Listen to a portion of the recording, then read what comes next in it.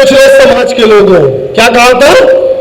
ऐ मेरे दबे 90% दबे कुचले हैं, ऐ मेरे दबे कुचले समाज के लोगों, जो वोट रूपी हथियार बाबा साहब ने दिया है, अगर तुम इस देश के अंदर इज्जत से रहना चाहते हो, सम्मान से जीना चाहते हो, स्वाभिमान से जीना चाहते हो, तो जिस तरीके से अपनी बहन और बेटी की हिफाजत करते हो, उस तरीके से अपनी वोट की हिफाजत कर लेना। तुम्हारे मान सम्मान स्वाभिमान से कोई छेड़छाड़ कर नहीं पाएगा। ये माननीय काशीराम साहब और बहन जी ने कहा था। इसलिए आपको समझना है वोट की कीमत।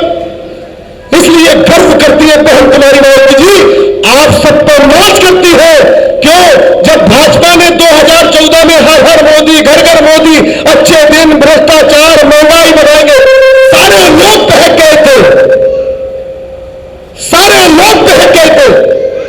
लेकिन जो बहुजन समाज पार्टी का कैडर देश बोल था, वो नहीं बैठा था, वो अपने नेता के साथ चट्टान के तरीके से खड़ा रहता। तब ये भारतीय जनता पार्टी हार गई थी कि हमने सबको तोड़ लिया, लेकिन बीएसपी के वोट तोड़ नहीं पाए। ये बहुत मजबूत लोग हैं, इनको कैडर दिया गया है। इसलिए भाई ने आपको हमारे बीच में, हम लोग आपके बीच में आए कि कहीं आप भूल मत जाना, जो आपका मान सम्मान स्वाभिमान जिंदा है, वो आपकी पार्टी की बुनियाद पर है, आपकी बहुजन समाज पार्टी है, उसकी बुनियाद पर है। ये जब तक आप लोग इस वोट को जब तक बढ़ाने का काम नहीं करोगे, तब तक कोई लोग पूछने का काम नहीं करेंगे। इसलिए मैं कहना चाहता हूं आपसे, मेरी बात समझ में आएगी? ये बताओ, अब थोड़ी राजनीतिक बातें हो रहे, सुनोगे? बोल तो नहीं हो रहे? नहीं बताओ, कितने प्रश्न सुन लोगे? हमारी मां बहनें बैठी है, कहीं बोल तो नहीं हो रही? समझ में आ रही? अब मैं आपको कहना चाहता हूं, आज किसकी सरकार है देश में और प्रदेश में किसकी सरकार है? इसके पहले किसकी सरकार थी? प्रदेश में किसकी सरकार थी इसके पहले? समाजवादी पार्टी की थी, नहीं थी? अब मैं आपको बता रहा हूं सपा की सरकार कैसे बनी। अब मैं आपको बताऊंगा कि सपा की सरकार कैसे बनी और देश में भाजपा की सरकार कैसे बनी। यह समझने के लिए समय है, क्यों भाई है समय? 2007 में बहन जी की सरकार चल रही थी, नहीं चल रही थी? बेहतरीन सरकार चल रही थी, लाइन ऑर्डर मेंटेन था, गरीब और मजदूरों को न्याय मिल रहा था, नहीं मिल रहा था? रोजगार मिल रहा था, नहीं मिल रहा था? और जिनके पास रहने का ठिकाना नहीं था, उनको मकान दिया जा रहा था। क्यों भाई दिया जा रहा था, नहीं दिया जा रहा? ये भारतीय जनता पार्टी और समाजवादी पार्टी ने क्या सोचा समझ लो। इन्होंने सोचा कि 50,000 वोट, 60,000 वोट तो हर विधानसभा बीएसपी का है, और ये 1500 मकान बना के एक विधानसभा में दे रही, तो 15,000 वोट हो जाएगा। जब 1501 मकानों में कॉलोनी में रहेंगे तो 60, 70,000, 75,000 वोट हो जाएगा एक तरफ का। और फिर जो कैंडिडेट रहेगा वो अपनी समाज का 50,000, 40,000 दिला देगा, तो इनके हमेशा एमएलए बनते रहेंगे, फिर तो हमारी दुकान बंद हो जाएगी। तब समाजवादी पार्टी ने कहा और भारतीय जनता पार्टी ने क्या कहा कि ये पत्थरों की सरकार है। कहा तो नहीं कहा? मैं गलत कह रहा हूं, बताओ आप लोग क्या कहा था? ये पत्थरों की सरकार है। अरे हम जिस देश में, अब मैं आपको बता रहा हूं, इस देश में हुकूमत कांग्रेस की रही कि नहीं रही? 50 साल रही कि नहीं रही? कांग्रेस ने क्या किया? गांधी जी के नाम से, नेहरू जी के नाम से, इंदिरा जी के नाम से, राजीव जी के नाम से पार्क और स्मारक पूरे देश में बनाए। हमने कभी विरोध किया? बीएसपी के नेता ने कभी विरोध किया तो बताओ। उसके बाद भाजपा की सरकार आई, उन्होंने उपाध्याय जी के नाम से, अटल जी के नाम से पार्क और स्मारक बनाए। हमने कभी विरोध किया? अगर जब बहन जी की सरकार, सपा की सरकार आई, तो सपा ने लोहिया जी के नाम से, मुलायम सिंह के नाम से पार्क और स्मारक बनाए। बहुजन समाज पार्टी के नेता बहन कुमारी मायावती जी ने कभी विरोध नहीं किया। लेकिन जब बीएसपी की सरकार आई, तो बहुजन हमारी नेता ने मानवर काशीराम जी के नाम से, बाबा साहब के नाम से, छत्रपति शाहू जी महाराज के नाम से, नाना गुरु के नाम से पार्क और स्मारक बनाए। तो इनके पेट में दर्द हुआ तो कहने लगे पत्थरों की सरकार है। क्यों समझ नहीं गई? अरे आपने बनाया, हमने विरोध नहीं किया, क्योंकि हम किसी पुरुष और महापुरुष के खिलाफ नहीं है। खिलाफ होते गुंडे और अपराधियों के खिलाफ, तो तुम्हारे पेट में दर्द होता। तो जिन्होंने कहा ये पत्थरों की सरकार है, बहन जी ने क्या कहा? बहन जी ने ऐसी सरकार से लोग गुमराह हो गए, ये पत्थरों की सरकार है। हमारी सरकार को वोट नहीं दिया, नहीं बन पाई, 80 एमएलए जीत के रहे। उसके बाद बहन जी ने 14 अप्रैल 2012 में आगरा में रैली थी।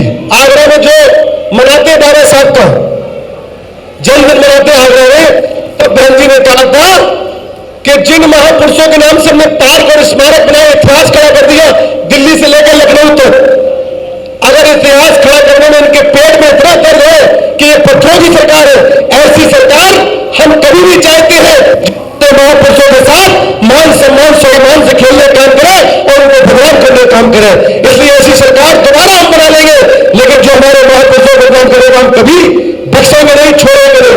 इसलिए मैं आपसे कहता हूं, और जो समाजवादी पार्टी कहती कि दलितों के हम हमदर्द हैं, क्या कहती है कि दलितों के हमदर्द हैं, सही बताओ आरक्षण की कॉपी किसने फटवाई थी सदन में? समाजवादी पार्टी की सरकार में अखिलेश यादव, मुलायम सिंह ने फटवाई थी। जो आरक्षण की कॉपी सदन में, देश के सदन में फटवा सकते हैं, तो क्या दलित के हितैषी हो सकते हैं? और जो भाजपा कहती हम दलितों के हितैषी है, वही भारतीय जनता पार्टी ने मंडल कमीशन का किसने विरोध किया था? बताओ जरा आप लोग। भारतीय जनता पार्टी ने मंडल कमीशन का विरोध किया था। तो ये दोनों एक ही थाली के चट्टे बट्टे हैं। जब इन्होंने बदनाम किया तो समाजवादी पार्टी की सरकार उत्तर प्रदेश में बढ़ गई।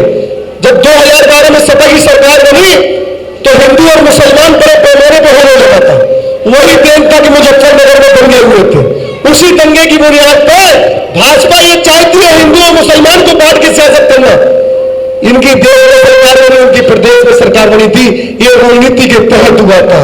इसलिए मैं आपसे कहना चाहता हूं, आज इनके हाथ में कमान है, हमारे लोग नजर ताक रहे हैं, हम लोगों को न्याय नहीं मिल रहा, हमें इंसाफ नहीं मिला, हमारे साथ जुल्म और जास्ती हो रही है। तो उस जुल्म और जास्ती को रोकने के लिए जब बहुजन समाज पार्टी की सरकार आई, किसी की हिम्मत नहीं, जुल्म जास्ती कोई कर लेता। इसलिए वाकई आप लोग, अगर आप लोग चाहते हो, देखो एक तरफ पूंजीपतियों की सरकार है कि नहीं? किसकी सरकार है?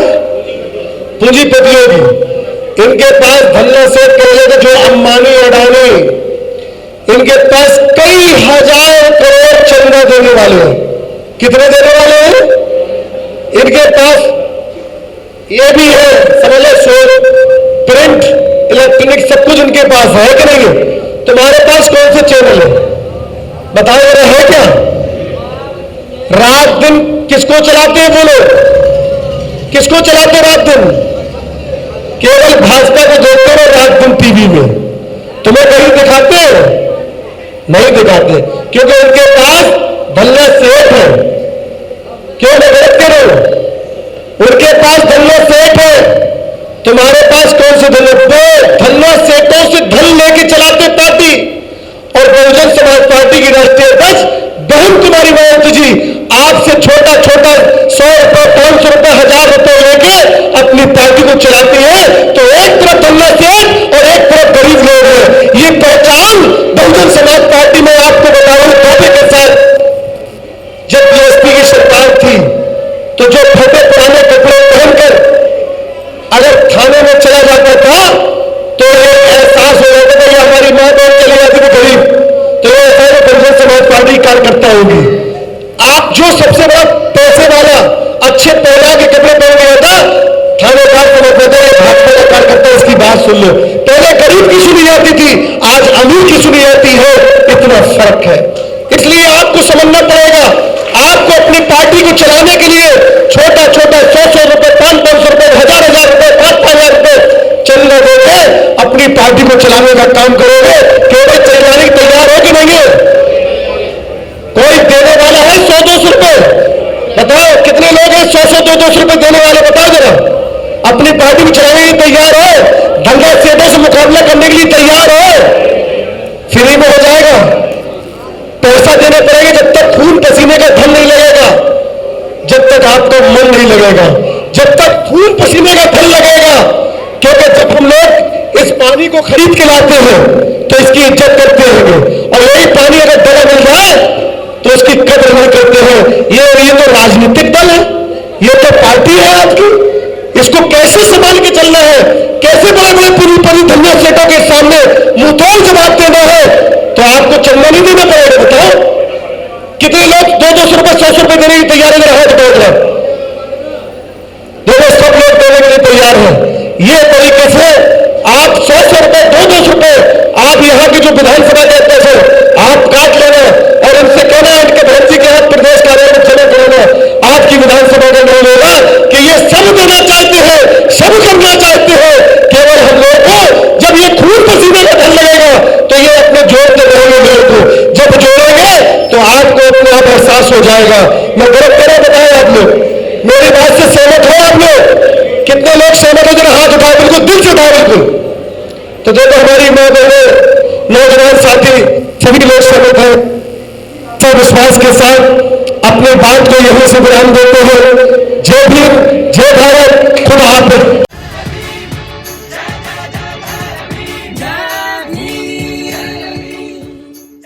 अगर आप चाहते हैं गरीब हर वंचित इंसान की आवाज आप तक पहुंचे तो हमारे चैनल को सब्सक्राइब करें और बेल आइकन का बटन दबाना ना भूलें।